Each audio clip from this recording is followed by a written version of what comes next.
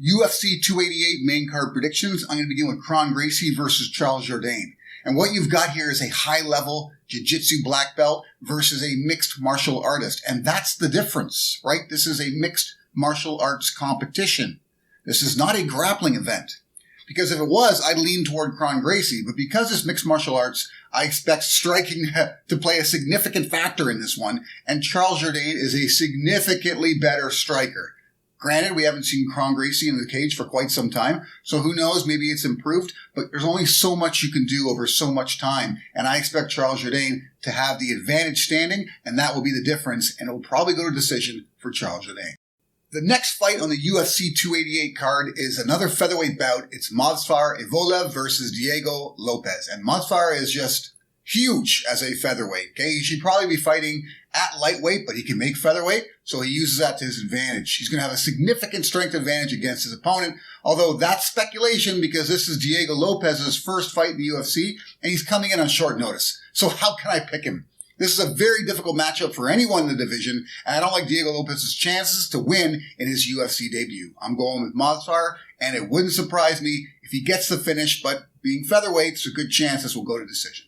The next fight on the UFC 288 main card is Jessica Andrade versus Yan Jing Nan. And Yan Jing Nan is going to have both a height and reach advantage, and she'll probably use that to great effect and try and keep Jessica Andrade at the end of her jab. But Jessica Andrade is a veteran and a former UFC champion, and she's definitely going to have the experience and strength advantage in this particular contest. I have a feeling this could be a case of Jessica working her way in, pressing Yan Jing Nan up against the cage and dirty boxing her to death, right? Don't be surprised if maybe she mixes in a couple of takedowns as well. I would expect Yan Jing Nan to win at least one round here just based on her striking skills. But I think as the grind continues, Jessica Andrade will take over and get the decision. That's my pick. Next up on the UFC 288 fight card is the co-main event between Belal Muhammad and Gilbert Burns. And first of all, I want to say I'm a fan of both of these fighters. And I think the matchup's quite interesting in that you've got Belal Muhammad, who's been on this tear, who has a certain style of fighting that tends to grind out his opponents. But Gilbert Burns cannot be ground out, especially the way Belal Muhammad likes to do it. If he tries to press Gilbert Burns up against the cage or tries to shoot for wrestling-style takedowns, that only plays into Gilbert Burns' game because he's such a slick submission artist considering he's a high-level black belt.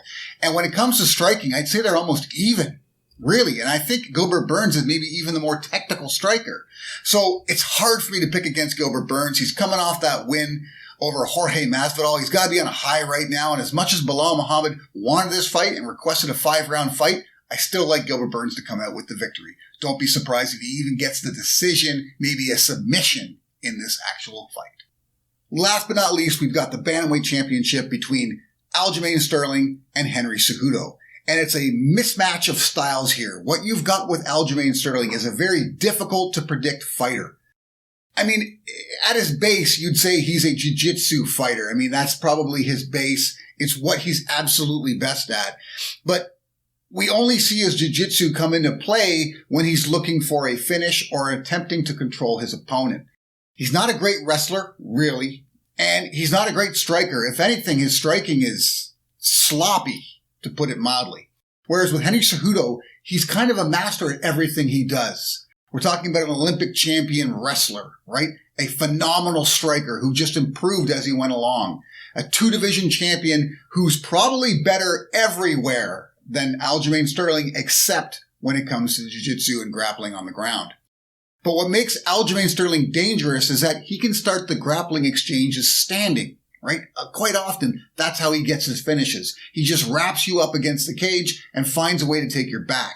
I don't know if he'll be able to do that with Cejudo, and I expect there to be a lot of striking in this particular contest, and if that's the way it goes, expect Cejudo to win more rounds and get the decision. That's my pick.